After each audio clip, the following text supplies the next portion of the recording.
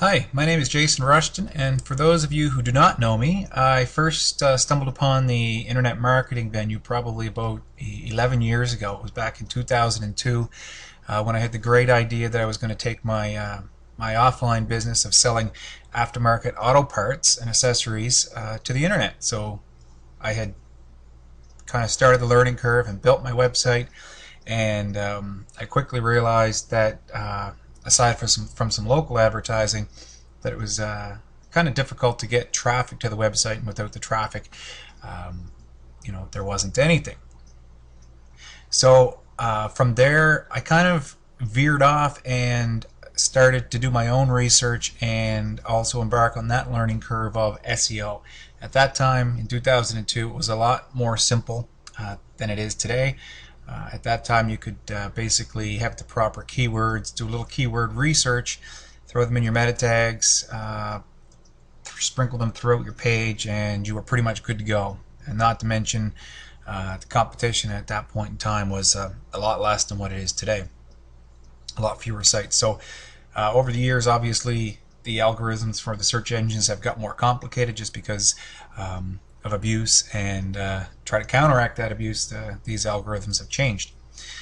But regardless, today I don't do a lot of that for my own websites, but rather clients' websites. So what I found quickly was that back in 2002, probably within the year, I stopped the actual business of my own and started an affiliate sales where I would refer any website visitors to other companies who already would stock these products, and it was a lot less headache for me. So I would do the internet marketing side of it and promote their products, and I would get a decent commission without having to do any of the stocking work. So that's kind of really when I got hooked on this.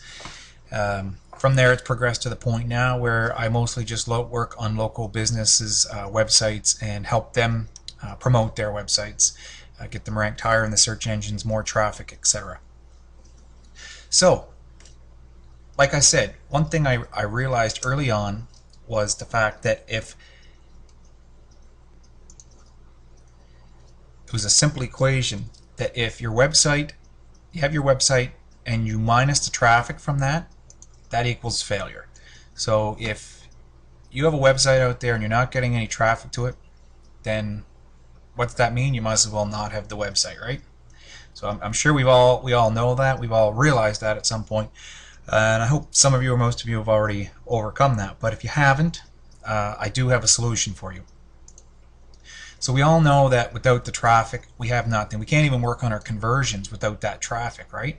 I'm sure you've all been there, and that's what drives us so crazy, is that you knew if you had the traffic that you could make the difference, and you could tweak something, or use different headlines, change your layout, or change your offers, whatever it is.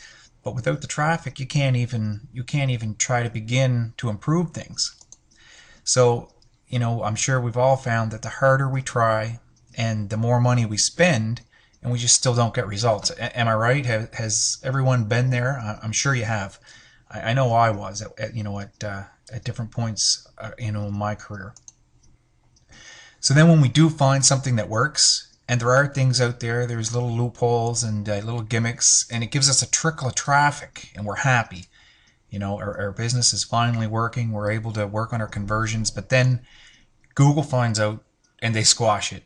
In their next update, they come out with a fix for this little loophole, and then we're back to square one again. Man, I hate that, right? I hate Google, right? Well, wrong. I actually love Google, and I'm going to tell you why. And I'm going to show you too how you can become Google's friend, and you'll love Google too. So we first need to understand this. Google's number one focus is to provide relevant search results to the user. It's plain and simple, because that's how they make money. Without that, they would users would use another search engine, and they want to be the best search engine that provides the best results. Because let's face it, let's step back a bit. And if you're going on the computer and you're searching something on the internet, you don't want to have to go through 10 pages before you actually find what you're looking for. You want to find it right away. And that's why you use Google, right? I use Google because it gives me the best results. So we need to first realize this before we can go any further. And you need to wrap your head around this. So if you're gonna just take a minute to think about that and put yourself in Google's shoes, let's say, and what you would do if you were in Google's shoes and you wanted to provide the most relevant search results to the user. And that's the place we need to be before we can even begin to try to promote our site. So one way that Google determines how relevant a site is, so if basically the more relevant, the higher you're going to rank, basically. So one way that they do this is by authority. And a factor in determining this authority is how many sites are talking about or linking to your site. So nothing groundbreaking here, right? I'm sure a lot of you already know this information, and I'm not teaching anything new. So as simple as that seems, though, I see people all the time getting it wrong. They go out and they spam the internet with automated software that places your link with garbled, unreadable junk and think that they're doing a great thing. And while they may see a short-term gain, inevitably they're always going to see the long-term loss, I can guarantee.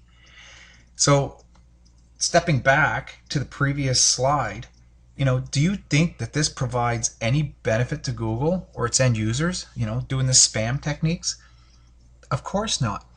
So if you were in the mindset I was asking you to get in the previous slide, would you have even attempted this? And I know the answer is no. Of course not. So I hear this all the time. So you're doing this, but you haven't been affected by the penguin or panda update. So you've got the exact, down to a science, a threshold, you know where it's at, and you will play the game within those limits, and you're doing okay. And I know there's tons of people doing this, and they're promoting it, and they're selling their, their products out there, showing you exactly where you need to be. But do you feel good about that? And are you sleeping good at night? Because I know I wouldn't be. Because you're only one step away, because Google will catch up with you, or someone else will report your site. I'm not sure if you're aware of how easy it is for someone, if they see this unreadable, garbled junk, how easy it is for them to report your site to Google. And Google's looking for that information. So this is just something here I've copied off the Google Webmaster Tools. And so reporting spam is basically telling people how they can report spam. So if the site is spam, tell us about it. Google takes spam extremely seriously and investigates reported instances. You can file a spam report at, and they give you the link. So the same thing is true for reporting paid links. So buying or selling links that pass page rank can dilute the quality of search results. If you believe a site is engaged in buying or selling links that pass page rank, please tell us about it. Buying or selling links that pass PageRank is in violation of Google's Webmaster Guidelines and can negatively impact a site's ranking in the search results. So it's right there. They're looking for people to do this. And do you think your competitors are going to be checking up on you, especially if you start outranking them in the search engine? Of course they are. Look how easy it is for them to report you. So you might be able to outsmart Google's algorithm, but you're not going to be able to outsmart your competitors, especially if they're on the ball. So what doesn't Google like? Let's just take a quick look, and I'll show you kind of the top hitters for what Google doesn't like.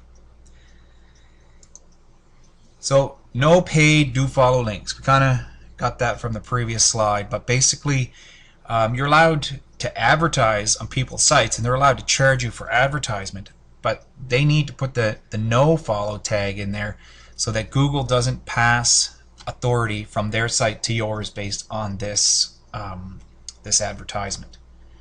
Now I see this, some of the research I see this happen a lot, where I haven't gone in and reported the sites, but if you do it, once you start using these techniques, I guarantee you're going to see a lot of sites that are doing this, and they're getting away with it for now.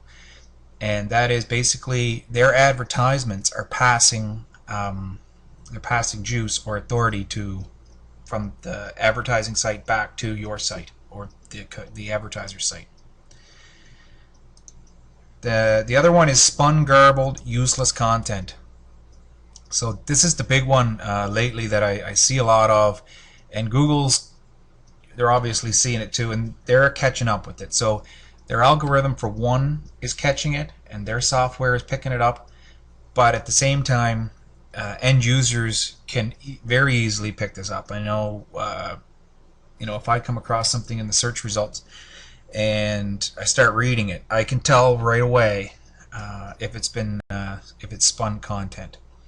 And Google's also cracking down on that, and obviously anybody can report sites like that for that type of content. So both the site itself or where the links are pointing to can be penalized for such infractions. Keyword stuffing on and off page. So basically, on page would be like if you had an article that you stuffed the keyword in there way too many times and it just didn't even make sense. Sometimes basically there's useless, garbled content on your page, and the keyword's just thrown in there the proper number of times, and that's it. When you try to read it, the keyword has nothing to do with what's on the page. So that's another no-no. That one's definitely easily picked up by the end users or readers. And there's another one, the linking schemes. There's all kinds of these, but basically, as they describe it, is unnatural linking. They have their algorithms basically can pick up this one, and how they do this is by the footprints they leave, and depending on the scheme you're using, they have a couple of those that can easily be picked up in their algorithm. So what's left? We've taken away all that, and I bet you're thinking, what can I do? If Google's saying I can't do any of this, then what can I do? So go back, and when I said you want to be Google's friend, and stop thinking about trying to trick or impress Google. Just forget about Google for now, let's say, and start looking at the other benefits of backlinks. So what other benefits are there? Well, the main one is the direct referral traffic. So let's focus on this, and the rest will fall into place. Okay, so let's say your main focus is getting traffic from the links that you place. So obviously, you're going to want to place your link on a relevant site that gets lots of traffic. So think about that. If you're placing your link on a relevant site that gets lots of traffic, you've essentially, what you've done is you've placed your link on an authority site pointing back to yours. But you put it in, the idea now though is you put it in really useful content because you want people to click that link and to say, wow, this is really good information, I want more. And they click it and follow it back. If you do this, you'll get instant traffic, which is going to make you sales, and it's also going to help Google notice you as well, because you're going to get more traffic to your site, and that traffic's going to stay there because they're getting the information that they're looking for. They've seen your original content or whatever it is, and now they're going and getting more of the same thing, only better, so they're staying there. So your bounce rate is low, your retention time is high, and these are all things Google looks at. Because the other thing you need to do is put yourself as the search engine owner. What things would you look at if you were a search engine owner? Well, for me, I would say I would determine if a site's relevant or not by if people stay there. If they just click and go away, that's telling me, nope, not the site I was looking for. Nope, not the site I was looking for. But if someone stays there for a period of time to read what's on the page, then obviously that's a relevant site. They got what they were looking for. So I'm going to serve that site up for those search results more often. So these are just some things to think about. So also, without trying, like I said, you're going to increase your authority, because if you've placed your link on a site that gets lots of traffic and it's relevant, then Google's going to look at this as well, and it's going to put your site with more relevancy because it's associated with this site. I mean, this goes right back to, the getting your sites on high page rank sites to pass the juice back, but it's doing it with a different mindset. And the mindset is so that you receive the direct referral traffic. And it makes sure that and the reason you need to do this is to ensure you do it in the proper way and not get penalized. So I don't know if everybody's with me, but I hope they are. So you're wondering, but how can you do this? It's easy to say that's what you need to do, but how do you find these sites and all of the other stuff that goes with it? Well, I'm going to teach you how to become a backlink bloodhound. That's what I like to think of myself is when I'm going out looking for places to put my backlinks.